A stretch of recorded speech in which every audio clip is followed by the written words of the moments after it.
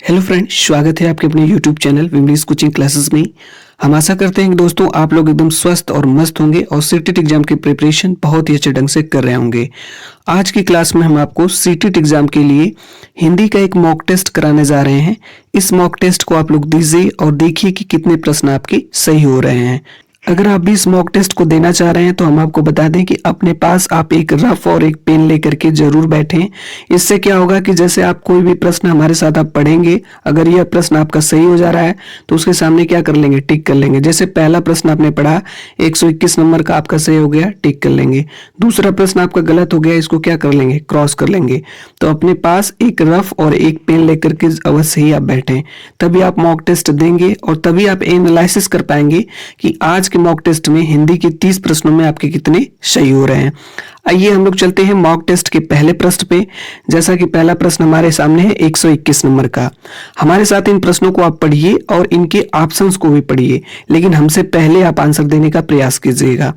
जैसे है, भाषा सभी विषयों के खाली स्थान में है। भाषा मीन्स लैंग्वेज की बात की गई है, सभी विषयों के खाली स्थान में है। क्या अध्यायों में है? पहला ऑप्शन। बी वाला ऑप्शन है केंद्र में है। सी वाला ऑप्शन है प्रारंभ में है। डी वाला ऑप्शन है पढ़ने में।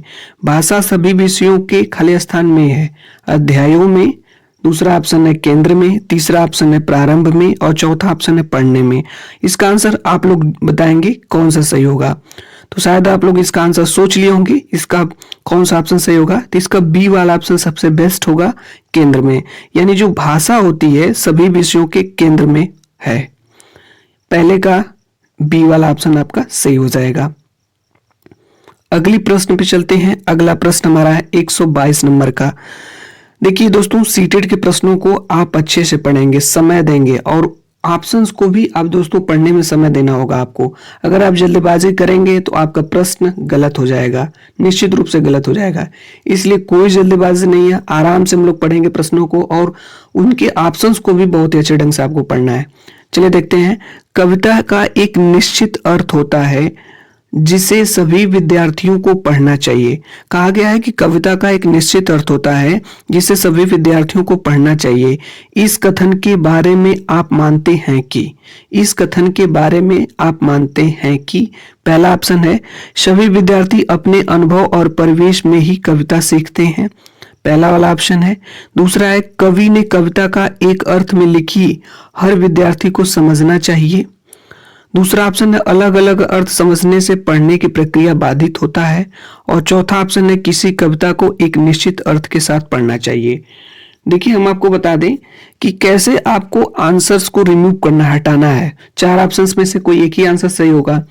जो निगेटिव ऑप्शंस होंगे, जो निगेटिव टैग वर्ड्स होते हैं, उनको पहले आपको हटा देना है। जैसे आप सी वाले में देखिए, अलग अलग अर्थ समझने से पढ़ने की प्रक्रिया बाधित होती है, बाधित होता है। तो जब बाधित होता है तो ये निगेटिव है, ये पहले ही हट जाएगा आपका जो है। उसके बाद देखिए डी वाला ऑप्शन है किसी कविता को एक निश्चित अर्थ के साथ, एक निश्चित अर्थ के साथ, ये भी निगेटिव है, ये भी आपका हट जाएगा। बी वाला ऑप्शन देखते हैं, कवि ने कविता एक अर्थ में लिखी जिसे हर विद्यार्थी को समझना चाहिए। एक अर्थ में लिखी जिसे हर विद्यार्थी को समझना चाहिए, ये भी नहीं होगा। सी वाला भी नहीं होगा, डी वाला भी नहीं होगा। ए वाला ऑप्शन आपका सही हो जाएगा, सभी विद्यार्थी अपने अनुभव और परिवेश में ही कविता सीखते हैं।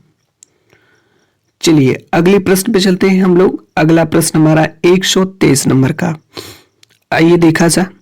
मॉक टेस्ट का तीसरा प्रश्न हमारा है, आप मानते हैं कि अलग अलग तरह की सामग्री पढ़ने के अवसर मिलने से, आप मानते हैं कि अलग अलग तरह की सामग्री की बात की गई है, पढ़ने के अवसर मिलने से व्याकरण सम्मत भाषा सीखने को मिलती है, किताबों के बारे में जानकारी मिलती है, लेखकों के बारे में जानकारी मिलती है, भाषा को विविध संदर्भों में प्रयोग करने की समझ बनती है। कौन सा ऑप्शन सही होगा? आप लोग जल्दी से सर्च कर लीजिए, चारों ऑप्शंस में से कौन सा सही होगा। तो हम आपको बता दें कि देखिए, सीटेट के प्रश्नों में क्या है कि पॉजिटिव टैग वर्ड्स और नेगेटिव टैग वर्ड्स का बड़ा अहम रोल होता है। अगर इसको आप समझ लिए तो 150 प्रश्नों में से ही मान के चलिएगा 50 से 60 प्रश्न वो आप आराम से कर ले जाएंगे। ठीक है, क्योंकि इन चारों ऑप्शंस में से आप रिमूव करना आंसर सीखिए कि इन चारों में से 3 नहीं होगा, वो कौन से नहीं होंगे। जैसे यहाँ पे आप लोग देखिएगा, यहाँ पे दिया गया है कि भाषा को विविध संदर्भों में, तो अगर कहीं पर भी विविध संदर्भों की बात की जाती है तो ये आपका पॉजिटिव टैग वर्ड्स होता है। कहीं पर भी आपका ये वाला ऑप्शन आपका बिल्कुल करेक्ट होगा। तो ये 123 का डी वाला आपका ऑप्शन सही हो जाएगा। तो भाषा को विविध संदर्भों में प्रयोग करने की समझ बनती है, यही ऑप्शन आपका सही हो जाएगा। अगले प्रश्न में चलते हैं। मॉक टेस्ट का अगला प्रश्न है 124 नंबर का, हिंदी में विज्ञान संबंधी पाठों को पढ़ाने का उद्देश्य। पहला वाला ऑप्शन है विज्ञान विषय को गहराई से जानना, विज्ञान के प्रति जिज्ञासा बढ़ाना, या विज्ञान के संदर्भ में हिंदी भाषा प्रयोग को समझना, या विज्ञान की भाषा को समझना। आप लोग बताइएगा इसका कौन सा ऑप्शन सही होगा। हिंदी में विज्ञान संबंधी पाठों को पढ़ाने का उद्देश्य है, कौन सा ऑप्शन सही होगा। तो सी वाला ऑप्शन सबसे अच्छा है, बेस्ट है। विज्ञान के संदर्भ में हिंदी भाषा प्रयोग को समझना, यही आपका सबसे बेस्ट ऑप्शन है। अगले प्रश्न पे चलते हैं। अगला प्रश्न हमारा है 125 नंबर का प्रश्न है कि लेखन क्षमता के आकलन के लिए, यदि आप लेखन क्षमता का आकलन करना चाह रहे हैं तो व्याकरण सम्मत भाषा को देखना होगा, या अर्थपूर्ण वाक्यों और संदर्भों को देखना होगा, या लिखावट की सफाई और सुंदरता को जांचना होगा, या अभिव्यक्त विचारों को जांचना होगा। यदि आप लेखन क्षमता के आकलन के लिए, अगर आप लेखन क्षमता का आकलन करना चाह रहे हैं तो ये 4 ऑप्शन यहाँ पे दिए गए हैं, आप लोग ही सर्च कर लीजिए जल्दी से कौन सा ऑप्शन सही होगा। तो इसका डी वाला ऑप्शन सही हो जाएगा, अभिव्यक्त विचारों को जांचना होगा। अगले प्रश्न पे चलते हैं। अगला प्रश्न हमारा 126 नंबर का है कि हिंदी के पाठों में अन्य भाषाओं के शब्दों के होने का अर्थ है, यानी कि हिंदी के जो चैप्टर होते हैं या लेसन होते हैं, पाठ, उनमें जो अन्य शब्द भाषाओं यानी कि अदर लैंग्वेज के भी कुछ शब्द प्रयोग होते हैं, उसका क्या अर्थ होता है। पहला है पाठ समाज के बहुभाषी स्वरूप की सहज प्रस्तुति है, पाठ कठिन और अस्पष्ट है, विद्यार्थियों को शुद्ध भाषा नहीं सिखाई जा रही, या पाठ का लेखक हिंदी नहीं जानता। तो हम आपको बता दें कि सीटेट में क्या होता है कि पॉजिटिव कीवर्ड्स जो होते हैं, पॉजिटिव टैग वर्ड्स और नेगेटिव टैग वर्ड्स, अगर आप इसको समझ गए तो ये मान के चलिएगा कि 150 प्रश्नों में 50 से 60 प्रश्न आप ऐसे आसानी से कर ले जाएंगे। आपको समझना होगा, जैसे यहाँ पे जो प्रश्न पूछा गया हमसे कि हिंदी के पाठों में अन्य भाषाओं के शब्दों के होने का अर्थ है, तो ये पॉजिटिव प्रश्न है और इसका आंसर भी पॉजिटिव होगा। तो जो निगेटिव ऑप्शंस हैं उनको पहले आपको हटाना होगा। तो यहाँ पे आप लोग देखिएगा कौन कौन से ऑप्शंस निगेटिव हैं। जैसे देखिए बी वाला ऑप्शन है पाठ कठिन और अस्पष्ट है, ये निगेटिव है, ये नहीं होगा। सी वाला ऑप्शन आप लोग देखिए विद्यार्थियों को शुद्ध भाषा नहीं सिखाई जा रही, ये भी निगेटिव है, नहीं होगा।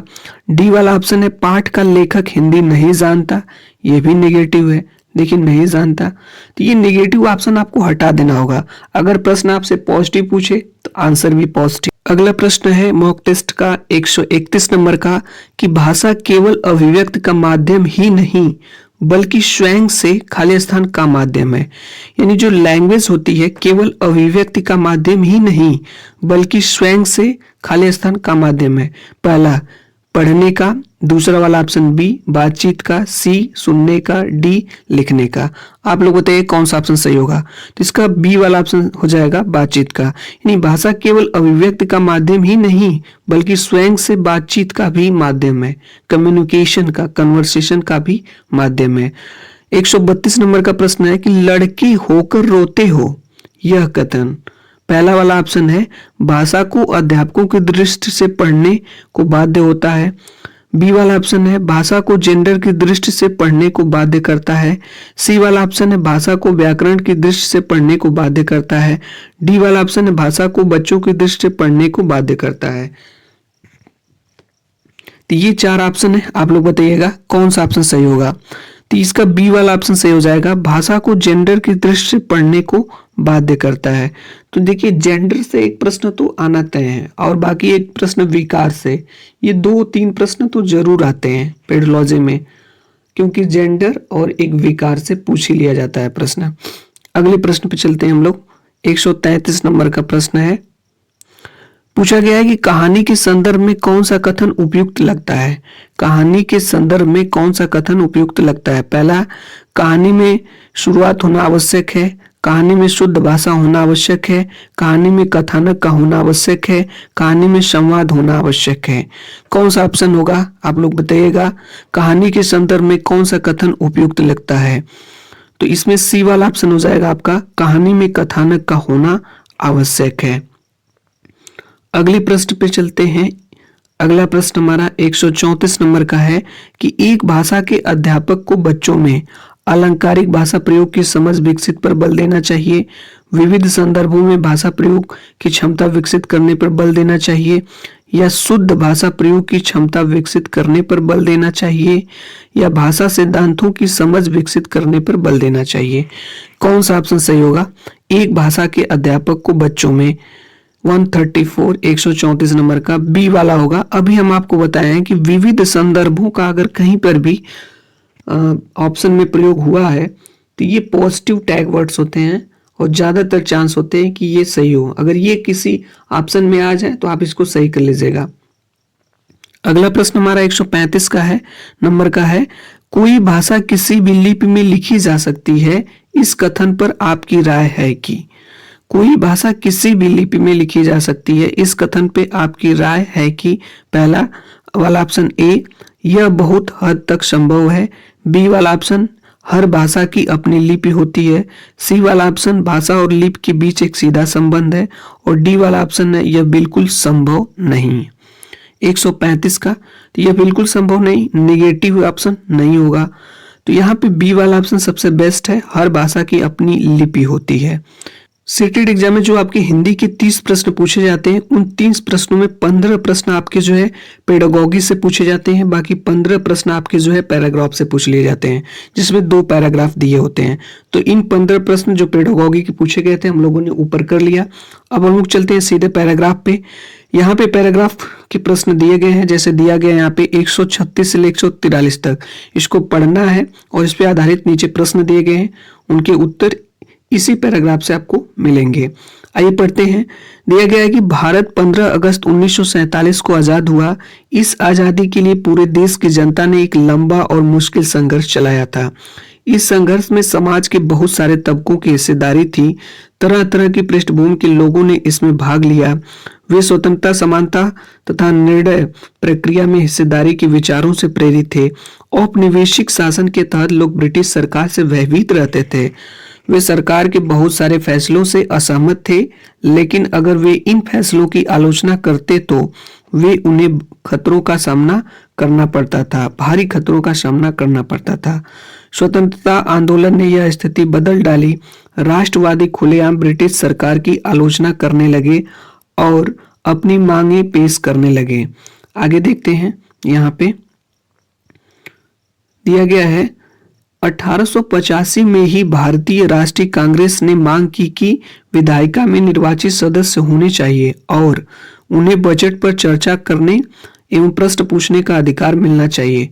1909 में बने गवर्नमेंट ऑफ इंडिया एक्ट ने कुछ हद तक निर्वाचित प्रतिनिधित्व की व्यवस्था को मंजूरी दे दी।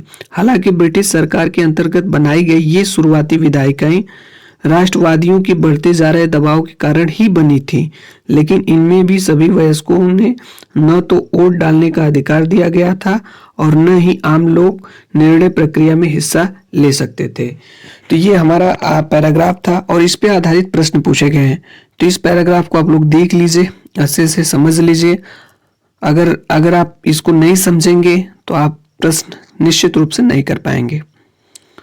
तो आइए देखते हैं इस पे जो आधारित हमारे प्रश्न हैं। जैसे पहला प्रश्न इस पे आधारित है 136 नंबर का कि लोग किन विचारों से प्रेरित होकर आजादी के संघर्ष में शामिल हुए।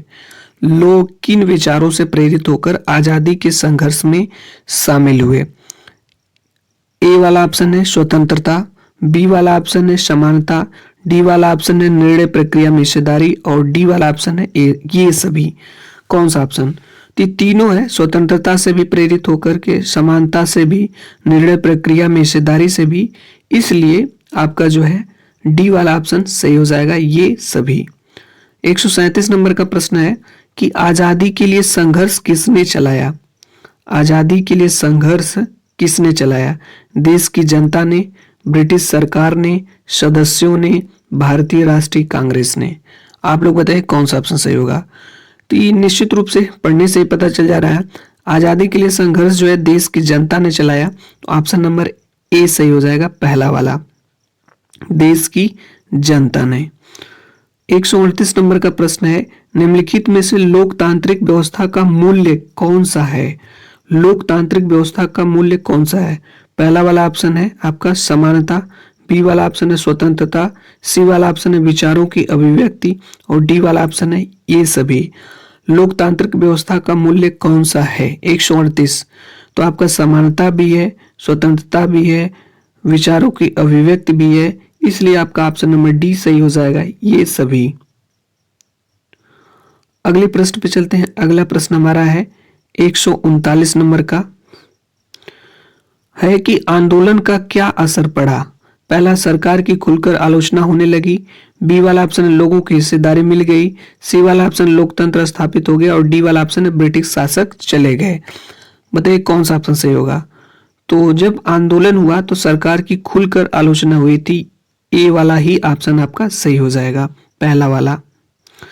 140 नंबर प्रश्न है, कांग्रेस की क्या मांग थी। पहला, विधायिका में चुने हुए सदस्य हों, अंग्रेजों भारत छोड़ो, आजादी दो या भारतीय पुरजोर विरोध करें। कांग्रेस की क्या मांग थी। तो कांग्रेस की मांग थी विधायिका में चुने हुए सदस्य हों, पहला ही वाला ऑप्शन आपका सही हो जाएगा, विधायिका में चुने हुए सदस्य हों। अगले प्रश्न पे चलते हैं। अगला प्रश्न हमारा है 141 नंबर का प्रश्न है कि सबसे सटीक या सार्थक वाक्य चुनिए। संघर्ष मनुष्य को उजाड़ता है, संघर्ष मनुष्य को भटकाता है, संघर्ष मनुष्य को निखारता है, संघर्ष मनुष्य को सफलता दिलाता है। इसमें से कौन सा सबसे सटीक और सही वाक्य है, इसी को आपको सेलेक्ट करना है। तो सबसे सटीक और सही ऑप्शन है डी वाला, संघर्ष मनुष्य को सफलता दिलाता है। 142 नंबर है, खुलेआम शब्द का सबसे सार्थक प्रयोग है। खुलेआम शब्द का सबसे सार्थक प्रयोग है। खुलेआम बरसात हो रही थी, खुलेआम बुराइयां हो रही थी, खुलेआम नाक बज रही थी, खुलेआम नगाड़े बज रहे थे। कौन सा ऑप्शन सही होगा। तो सबसे बेस्ट ऑप्शन देखा जाए तो डी वाला है, खुलेआम नगाड़े बज रहे थे। 143 इस पैसेज का अंतिम प्रश्न है, दबाव शब्द का प्रयोग कहां पर होगा। हवा का खाली स्थान कम हो गया, यहाँ पे होगा, या बी वाला ऑप्शन है भीड़ भाड़ खाली स्थान से था, या सी वाला ऑप्शन है सभी चुपचाप खाली स्थान से थे, या डी वाला ऑप्शन है चढ़ता खाली स्थान गिरता गया। तो किस ऑप्शन में सटीक बैठेगा 143 का।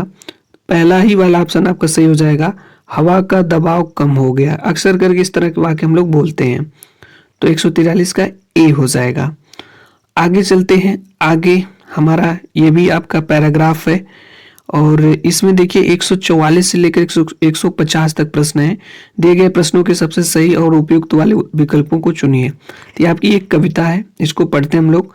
मुख्य गायक की चट्टान जैसी भारी स्वर का साथ देती वह आवाज सुंदर कमजोर कांपती हुई थी।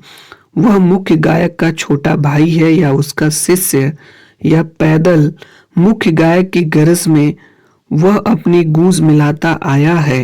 प्राचीन काल से गायक जब अंतरे के जटिल तानों के जंगल में, आगे देखते हैं, यहाँ पे जंगल में खो चुका होता है या अपने ही सरगम को लांघ कर चला जाता है, भटकता हुआ एक अनहद में, तब संगतकार ही अस्थाई को संभालते रहता है, जैसे समेटता हो मुख्य गायक का पीछे छूटा हुआ सामान, जैसे उसे याद दिलाता हो उसका बचपन जब वह नौसिखिया था।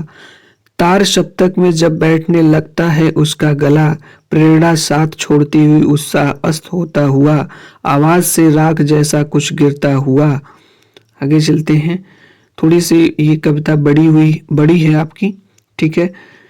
तभी मुख्य गायक को ढाढ़स बंधाता कहीं से चला आता संगतकार का स्वर, कभी कभी वह यूं ही देता है उसका साथ, यह बताने के लिए वह अकेला नहीं है, और वो यह है यह कि फिर से गाया जा सकता है गाया जा चुका राग, और उसकी आवाज में जो हिचक साफ सुनाई देती है, या उसके स्वर को ऊंचा न उठाने की जो कोशिश है, उसे विफलता नहीं, उसे उसकी मनुष्यता समझा जाना चाहिए। यह आपका एक तरीके का पोयम है, एक कविता है। इसको आपको पढ़ना है अच्छे तरीके से, इसको पढ़ लेंगे हम लोग, और इसको जब तक समझेंगे नहीं इसका आंसर आप नहीं दे सकते। तो इसके कॉन्सेप्ट को, इसके संदर्भ को अच्छे से, इसके अर्थ को आपको समझना होगा, ठीक है, तभी इसके आंसर को आप अच्छे ढंग से सेलेक्ट कर पाएंगे कौन सा ऑप्शन सही होगा। चलिए चलते हम लोग जो है इसके प्रश्नों पे। यहाँ पे इसके आधार पे प्रश्न पूछे गए हैं। ये रहा हमारा पहला प्रश्न, 144 नंबर का है कि संगतकार के माध्यम से कवि किस प्रकार के व्यक्तियों की ओर संकेत करना चाह रहा है। पहला है सहृदय, दूसरा वाला ऑप्शन है समरस, सी वाला ऑप्शन है संगदिल, डी वाला ऑप्शन है सहयोगी। आप लोग बताइए कौन सा सही होगा। संगतकार, संगतकार का मतलब होता है सहयोगी, ऑप्शन नंबर डी सही हो जाएगा। 145 पे चलते हैं। चट्टान जैसा भारी स्वर से आशय है, पुरुष की आवाज, बी वाला ऑप्शन है गंभीर आवाज, पत्थर की आवाज, और डी वाला है मोटी आवाज। चट्टान जैसा भारी स्वर से आशय है 145 का, इसका मतलब है कि गंभीर आवाज, बी वाला ऑप्शन आपका सही हो जाएगा। अगले प्रश्न पे चलते हैं। 146 नंबर का प्रश्न है, पूछा गया है कि गायक जब अंतरी की जटिल तानों के जंगल में खो चुका होता है के मायने हैं, अंतरे को गाते हुए वह लीन हो जाता है, बेसुरा हो जाता है, बेलगाम हो जाता है, भटक जाता है। कौन सा सही होगा आप लोग बताइएगा। गायक जब अंतरे की जटिल तानों के जंगल में खो चुका होता है कि मायने हैं अंतरे को गाते हुए वह अक्सर करके जो है वह भटक जाता है। ऑप्शन नंबर डी सही हो जाएगा।